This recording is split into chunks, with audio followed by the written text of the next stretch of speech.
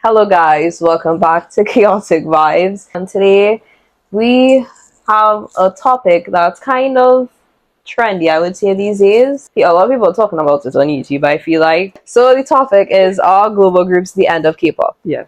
Particularly because Hybe recently released KATSEYE's Netflix documentary Popstar Academy, and I feel like everybody and their mother is talking about that on YouTube right now. Even people who are not even K-pop fans knew about the show before the documentary came out. I just find it interesting, like seeing their perspective on it, coming outside of like the K-pop space, and I feel like a lot of what people are saying are very important, to be honest. And even my sister, she watched it, and she's not a K-pop star whatsoever. And she said a couple of things, and I was like, yeah, that makes a lot of sense. You watched the documentary? No. So I would like to hear those thoughts when we get to that. When we get there. Yes. If you had to do, like, what do we want to define a global group as our working definition for this video, though? I would say any group that tries to cater more to international fans than Korean fans. I feel like that makes sense. To be honest, I feel like the definition kind of changing in K-pop, even though it's not really supposed to be in the K-pop space, but it's really being done by K-pop companies. I feel like before they used to call their Korean pop groups global groups if they were very popular overseas. Right, yeah. Right? But like now, I feel like they want to change the definition to groups that encompass like members of different backgrounds. International members. Yeah. But then even so, like right now, is they're seeing different things because you have the Hybe group KATSEYE, which are actually from different cultures and backgrounds, different countries. Yeah. Right? But then the JYP group VCHA, which is technically a global group, they're all from the States. So it's different. It's different even then. Global groups not even like a new thing. Even in like the 90s, it had this like girl group called I5, and like the girls were like from different countries. I mean, in Korea? No, in K-pop? In the US. Oh. Yeah. Oh, okay, yeah. okay. They were by a US label. Okay. Yeah. And they didn't last long as a group. They were probably together for like a year. It's been around for a while before I feel like K-pop groups, K-pop companies got their hands on the concept. What do you think about these global groups? I love a global group. I love the concept of a global group. It's just, in our context, like how we're going to be talking about it today, we're going to talk about more like K-pop companies trying to create these global groups and kind of like their approach to it. I think the ideal of a global group is really nice, like having people from different countries speak different language, like they can literally appeal to anybody, you know. So I'm not against global groups in any way. Yeah, me either. Because personally, before I was in K-pop, like I was always like a group person. Like I was more interested in group performers than solo artists, even in like the Western sense. Like I was a die-hard Fifth Harmony fan. I wasn't the biggest One Direction fan, but I was a Zayn fan. So I'm just gonna point that out. I was a fan of 5 Seconds of Summer. I still am, you know. So I feel like it's nothing new to me. I also was a fan of Boys World. They were a girl group that's recently disbanded. They're a Western girl group. Really? Yeah. Why? I don't know. The company just... You keep losing good groups, man. I know. It just sucks. Yeah, so like we like groups. Yeah, we are just group builders. Make them global, make them have representation, and we there for it. Exactly. And so Elle has posed the question, are they the end of K-pop? In my opinion, I would say no. But do you want me to go first, or you go first? Okay, so in my head, if you use the current global groups you have, such as KATSEYE and VCHA, why don't you have any main ones with that? There are a lot of survival shows that are trying to cater to like they're making global groups, as in they have like Chinese members and Japanese members, but it's not really, it never ends up taking that route of being a global group in that sense of the representation. But if we take it in the sense of the representation, like if more companies try to copy the KATSEYE kind of way of doing things and have like English songs, English Western promotions and stuff like that, I think that it might get some traction for a while. Like right now, KATSEYE is really unique because they're the only one doing it. I guess you can say XG, our global group as well. Yeah. So right now they have traction because it's still only a small number of groups doing that kind of promotion and positioning. So I think it's really interesting for now. But I think if more and more companies start doing it, it's going to get old really kind of quickly. I agree. Yeah, and I think that a lot of fans are gonna start saying like, when will K-pop be K-pop again? And I think even now a lot of people think like that. Like we want to hear more like second gen type songs come back. And so I think that if more global groups come up, more people will start having that mindset, and then more companies will be like, oh, this is not really working out, and then they'll go back to K-pop. I don't necessarily know the time frame this will take, but like that's how I don't think it's the end of K-pop. I think it'll be like a fad, and then since all the companies will not be able to profit on it, some companies will be like, yo, this is not working out. Let's just go back to the tried and true method. Yeah. And then it will circle back. Because another way I think of it like that as well is because I'm getting into P-pop now, and P-pop is so unique in that it feels to me how K-pop felt when I got into K-pop, and I think people are gonna keep searching for that. So like, if K-pop ends up like Western pop, people are going to look for something different to that, Yeah. and then they're gonna end up on other types of pop like P-pop or like T-pop, which is Thailand pop, or V-pop, which is Vietnamese pop. And then K-pop is gonna start losing out, and then those companies are gonna be like, "But we need money, so we have to go back to the original K-pop." So yeah, that's how I think it will go, because there are enough artists in the Western hemisphere that we don't need K-pop to start singing like Western music. Yeah, I agree, but I also think because of how oversaturated K-pop is getting now, I feel like every Monday morning 5 different groups debuting. I feel like people are getting tired of the same formula, which is majority or half Korean members. Then you have the global members, which are basically other East Asian members, right? From like Japan or China or Taiwan or anywhere in East Asia. And there's nothing new about the music or the concepts or anything distinct really about these groups that are coming out nowadays. I just think next couple of years, just in my opinion, the next couple of years, I feel like K-pop will die down. I feel like more companies may try the global group thing, but it would be the big 4, I am predicting. And it would be, after the big 4, it would be the Western labels trying to create groups now, because SM recently debuted their British boy group, their Alice. They debuted? I don't even know. Okay. After the big 4 really start getting those things on a roll, I feel like Western labels would start to create more groups because they're seeing like a demand for it.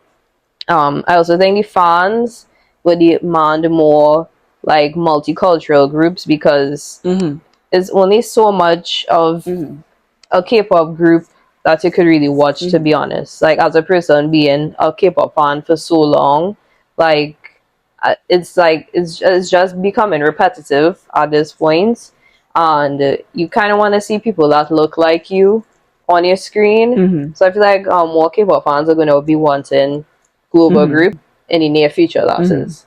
Yeah, so you're thinking a bit more from the representation point and not necessarily the sound. I was thinking it more from the sound point of view. Yeah, because I don't need any more K-pop groups to make English songs. Yeah. But in terms of the representation, I do think that is something that companies should still continue to try to push, because it is interesting. It's nice to see.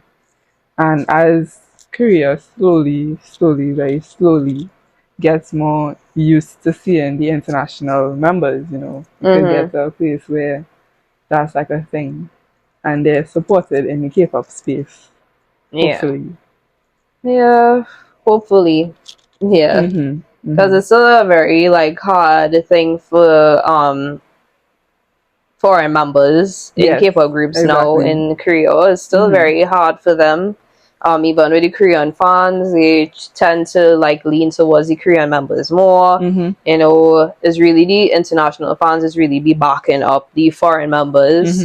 So I feel like it has to start from home because it is K-pop, it's Korean pop. It has to start in Korea, you know, to have that shift. You know, that respect for the foreign members. Yeah. You watched their survival show, A2K? Nah. I watched none of those. I didn't watch Dream Academy. I watched A2K. Because I wanted to see how it go. Like VCHA, like they debuted kind of hot and sweaty, and now JYP just kind of has them on a shelf. Yeah. I don't really know what's going on with them. So when the whole KATSEYE thing was going on, I was like, let me wait and see how this goes. But I will admit that right now I am very much enjoying KATSEYE, like their content. Like whenever I see them on TikTok or whatever, I'm tuned in. Yeah, same. Because they all seem really cool and very, very talented. But for me right now, I kind of need to see, because I want to get completely into KATSEYE because they have that kind of Western image, because I'm not looking for that Western image. Like I like K-pop because of the... It's different. Well, yeah, it's different from the Western music. Like I have enough Western music and Western artists, you know. But in terms, like I'm just... For me right now, I need to see how Korea kind of receives global groups. In the sense of representation, not in the sense of sound. Yeah. To like fully get into them, because then I feel like I'm just sounding a Western group and I didn't really come here to sound a Western. Yeah. For me, I would say I've been so out of Western music for so long that I'm craving that now. Like, so when I watch KATSEYE, it's like new for me. Well, not new, but it's like refreshing, I would say. You know, just seeing their content, seeing how they promote themselves. Even though they promoted a lot in Asia when their EP dropped. They went to Korea, Japan, Philippines, and I believe Vietnam. I could be wrong on that one, but yeah, they went to those Asian countries. But I feel like they need to promote more in the West. Like they're doing a lot of radio shows and stuff. But like we want other types of content, you know. We want interviews on late night television. We want daytime television. You know, it have other things they could be promoting themselves on. I just don't know what Hybe is doing, really, because they're really promoting them like a K-pop group. You know, really Asian promotions and then a splash of Western promotion. You know, so I mean, I see that they're going to perform at Mama this year in the US, because Mama having a ceremony in Los Angeles this year. Yeah.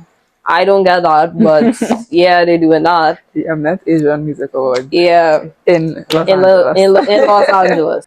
Honestly, what might do better is for a Western company to produce a group of varying cultures and nationalities, and then try to promote globally, because I feel like with the Korean companies making the global groups, they're always going to have the issue of Korean people being very homogeneous and not necessarily wanting that.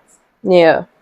Wanting to support the other members, international members. I feel like that is still very much a wall, like with VCHA. I honestly feel like that's why they didn't really take off. But then I feel like the problem is it's Korean companies trying to create global groups, which is the first issue, because the home base is Korea, because it's a Korean company, right? So your first audience will be the Korean public, right? Which is kind of an issue in itself because of how Korean culture works, right? And then you have the Korean companies trying to market these groups to the K-pop audience, which makes sense, yes, because the formula is the K-pop formula. However, the K-pop fans might not necessarily want to see that. Yes. Because really and truly, no one asked for global groups, but I do think people are enjoying it, which is interesting.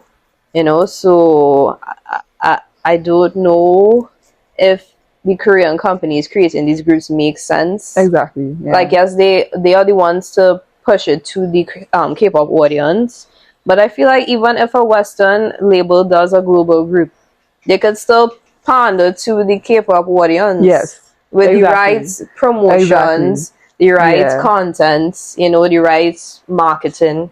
You can still get that audience, you know. And maybe that's why KATSEYE is doing so, because they basically produced by Hybe America, I guess. Yeah, Hybe Geffen. So, and they have that kind of idea of what they want to do.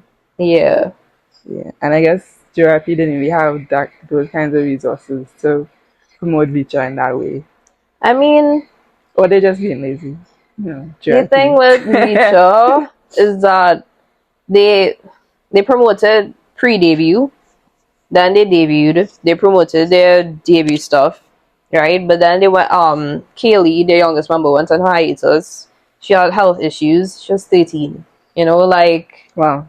So debuting somebody so young, like, make it make sense. These people just be up all kind of 1, 2 in the morning going to music shows, and they have to wait hours until the ending of the music show to stand up on the stage with all the other artists. Like, a child in that environment is not conducive to anybody, you know. So obviously she went on hiatus, you know, health issues, and then they've been MIA since. You know, I don't know if they're waiting until Kaylee gets a little older to bring back the group because they don't want to do stuff without her. I don't know what the issue is, because they are signed to a big American label, Republic Records, you know. So I don't... Probably because, I mean, Western people don't really like to see kids in that way either. Yeah. We're kind of more aware of that issue. In Korea, they are accustomed, unfortunately, to people debuting that young. But in the Western world, like, you see a group of 13-year-old and they're like, what's going on over there? Yeah, and then like, people, like the Western audience, are not gonna be like interested in that group because they're gonna think it's like kid music or like Disney. Yeah, you know. Yeah. Because even the image that JYP put out for VCHA, it was very victorious. Like, not in a bad way. It was just more like younger than KATSEYE, basically. Even though technically they probably are the same age, I don't know, but it was a younger image. Sure. Yeah. So in that way, they needed to have marketed to what Western people like more, because I think VCHA's debut concept was more of like a K-pop girl group. Yes, I agree. Whereas KATSEYE's debut concept was very much Western-y from the jump. Yeah, it was. Although I do think Touch was a very K-pop song. Yeah, I see that being a K-pop song. Has he been to you know, like, I just find it very just K-pop. like their styling and everything, the music video. Yeah. And I mean, they just had a bigger target audience from the beginning as well, because they have more nationalities represented. They have the Philippines. They have, I think, Danielle is from Spain. Oh no, she's American. One of them is from Spain. Daniela is American. Okay. I think they have more countries represented. Sophia is Filipino. Yeah. Yunche is Korean. Daniela is American. Korean number, yeah. Yeah. Lara's American. Manon is Swiss. Her ethnicity is Indian. Yeah. So they have different ethnicities. Yes, basically. Yeah. They have a broader ethnicity. So like, when you see somebody who's Indian, like, the whole Indian population is like, that's so cool. All the Indian K-pop fans want to tune into KATSEYE. Yeah. All the black K-pop fans want to tune into KATSEYE, and so on and so forth. I mean, VCHA do have a black member, I believe, but the scope of the ethnicities is less. Yeah. So from the jump, they appeal to a wider scope of people. Yeah. Even the way how they did the survival shows, the difference between JYP and Hybe, the way how JYP did it on YouTube. I mean, Hybe did it on YouTube as well, but the way how JYP did it was more like, that was the wrong word. Like a produce? Less produced, I would say. Yeah. Right. It was less professional, I would say. The scale of it. Yeah, the scale. Yeah, the budget was different. You know, Hybe was very produced, you know, very out there, you know. But I feel like it had more people tuning into Dream Academy than A2K for that reason. Yeah. So, and then we have XG, who are from Japan. Yeah. But also have a global trajectory. Yeah, I mean they market and themselves. Are doing it well. Yeah, they market themselves as a global group. They sing in English. They promote mainly in Korea, but they also promote in the West. Like they've been to things like Head in the Clouds, held by 88 Rising, which is a festival that a lot of Asian artists go to in America. I feel like they are very successful for what they're doing. I feel like a lot of people like are interested in their content, their music, their styling, just how they present themselves. I feel like they're doing pretty well. Again, I feel like their company were trying to pander to the K-pop audience, which did work. But they sing in English. So then they caught more Western fans. Yeah. I mean, I think it's a good formula the way KATSEYE and XG are doing it. As a boy group fan, I'm waiting on a boy group of such. The decline, and then one of Elle's points she has the decline of K-pop hype in the West post-COVID. It was kind of plateauing, to be honest, at the end of 2019 into 2020. Like the hype around K-pop, even though the hype around K-pop was mainly the hype around BTS. Yes, let's be real. Yes, right. But yes, they were planning to go on their Mark of the Soul tour in 2020, but then COVID hits. So everything shut down. They promoted Mark of the Soul 7 in the West, and then lockdown happened, and everything stopped. So I feel like that lack of momentum, like keeping up with the momentum in the West, really brought the K-pop like market in the West to a standstill, even though BTS was still charting, still doing well, because they did still like keep releasing music during that time, like B with Life Goes On, and then Butter, Dynamite, all those stuff. That was during lockdown, but I feel like the K-pop hype just went away. People in the West, they didn't really need it anymore. For me, like if I try to think of it, like say my brother, right? He knows about K-pop from me, but in that time period when BTS were kind of taken off, like he knew BTS, and right now it's like there's no other group that catches the Western attention like BTS did. Like Stray Kids are currently doing very well in the US, ATEEZ are currently doing very well in the US. But in terms of like the average local who is not tuned into K-pop, like I would say that Stray Kids and ATEEZ audience are the K-pop audience, but in the US. Yeah, same. Whereas BTS, like you have like my mom and like my aunts and those people who are not tuned into K-pop at all knowing their name. Yeah. So I think that there is still that gap in the West of like being a true household name. Yeah. So I think, and right now like on the radio, like they will play like English collab songs of some K-pop groups, and I mean that is a win. I guess. But we want K-pop in the West. Even the English songs by K-pop artists is like, okay, I'll take it. But we know that they could do well if people just tune in. Like, even they used to play BTS Korean songs here in Trinidad on the radio. Like, that's a totally difference. Like it's just different. So like now there's not really like a demand for like K-pop by the non-K-pop audience in the West. They want to see something that looks more like them, but that's why these American labels are trying to like create partnerships with Korean labels to create global groups, because they want something like K-pop but that isn't K-pop. Because it is hard for K-pop groups to find their way into the Western world, and I mean the Western music scene is very saturated at the moment as well. So that's just how it is. Like I really don't know of a way to kind of overcome that and be the next BTS, because BTS, they really just did that. They did that. And everybody's trying to replicate the formula and failing. But it has been good to see KATSEYE's success, and good job on that one to KATSEYE's management. So let's see as more companies will inevitably try to do the same thing. But if it will work. if it Let's see if it will work. You know? Like K-pop, yeah, is like basically the same thing over and over. I won't say the music, I'll say the construction of a group. You know? But does that work in a Western sense? Are we going to have debut after debut after debut of global group? Exactly. I don't think so, to be honest. Exactly. I don't think so. I think the Western audience would get very bored of that. Yeah. So unless, you know, there's not a global boy group, you know. I think another thing that's making KATSEYE, that's helping KATSEYE success is that they kind of have like a old timey girl group kind of vibe.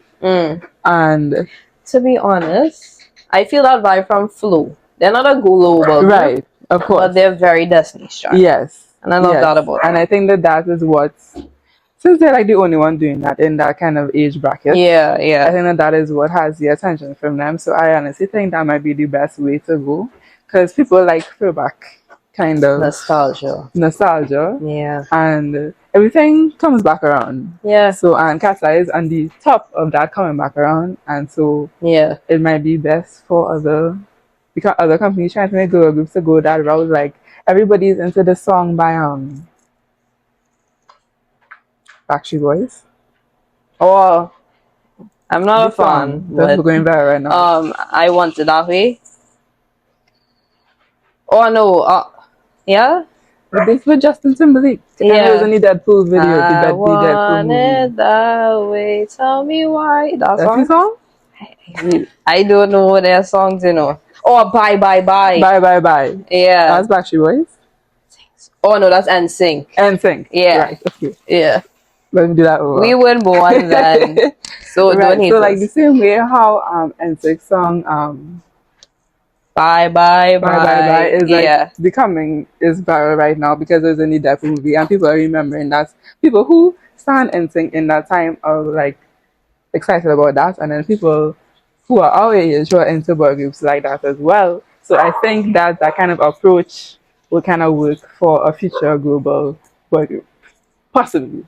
Yeah. I'm not an expert. So. Yeah, that makes sense, to be honest. Because I mean, the last global Western boy group was One Direction and 5 Seconds of Summer, and we have not had anybody since then. And there's a gap. Everybody's into K-pop now because K-pop fills that gap for people our age, and people in the West. They just kind of go. People our age who are into boy groups, they go to K-pop. So if you want to make a global boy group appeal to people who are not into K-pop, I think that would be the way to go. So global groups, we don't think would be the end of K-pop. Yeah. But we are not necessarily mad about them. I'm not mad at all. I'm not mad at all. Yeah. I don't think we love to see the representation. Yeah. The only thing is that don't make them all try to song Western. Yeah. Give them their own vibe. Yeah. I don't feel like it will be some originality. Yes. Yes. I feel like it won't be the end of K-pop, but like I feel like it would have K-pop for a run for its money. I do think so. If it's done well, if it's done right by the right people, with the right marketing, right training and everything, it should give K-pop a lot of competition in the music market. And then if you have global groups in that sense doing well, then and K-pop really does feel the pressure, then maybe K-pop companies will fix their ways. Yeah. I don't think that's going to happen anytime soon. Exactly. These companies really hard-headed. Exactly. The only way to get them to do things is through money. So yeah, boy. Anyways, boycott SM. If I had money, I would make a global group. I would put my how to say it? $. You'll put your resources. I would put my capital, my card, my ring, my bag. I don't know. I don't know what would be phrase. It's like a phrase. Put my money where my mouth is. No. Well, I don't. If I had money and I was like the CEO of some kind of record company or something, I would try try my hand on making a global group because I personally think that I am very smart and I can make a successful global group. I see that. Me personally, I would try to develop a solo singer. Guys, I'm kidding. I just feel like groups. You would do a solo singer. I would do a group. I would do so many groups. I feel like groups they're good when they're done well and when the people get along, right? Yeah. But like I feel like there's too many. Throw my hat in the ring. That is the phrase. I would throw my hat in the ring. Oh, your hat? Yes. You said your hat? No. Oh, okay. My hat. I would throw my hat in the ring because I think that there is a gap in the Western world for groups right now because they keep disbanding, pretty much disbanded. Now you're telling me boys will disbanded, like because I don't know, the demand for that is just not there. That's why because people are into K-pop. Yeah, that's why the K-pop companies that are trying to create these global groups because the Western markets and Western labels like this not gonna bring in money, so why even try? I feel like that's the thing because that's the pattern that we have been seeing with pretty much. Why don't we? Boys World was the next Citizen Queen is our next girl group. Yeah, like where have all the groups gone? You know, I guess people just not interested in that anymore. I feel like KATSEYE could possibly bring back that hype. I don't know, but we'll have to see. Yeah. In conclusion, global groups are not the end of K-pop, and yeah. But what? Look out for them. Yes, look out for them. There can definitely be a new surge of K-pop companies trying to make global groups in terms of representation. We already know that they're trying, but it's just like show a Japanese number here, show a Chinese number there, call it a day. That's an East Asian group, my guy. That's not a global group. But anyways, thank you for tuning in to this episode of Chaotic Vibes. If you have any opinions regarding this topic, let us know in the comments below. Let us know if you would like us to speak on anything in particular regarding K-pop, regarding anything in the K-pop space. And yeah, follow our socials, follow Instagram and our TikTok. And we will see you next time in the chaos.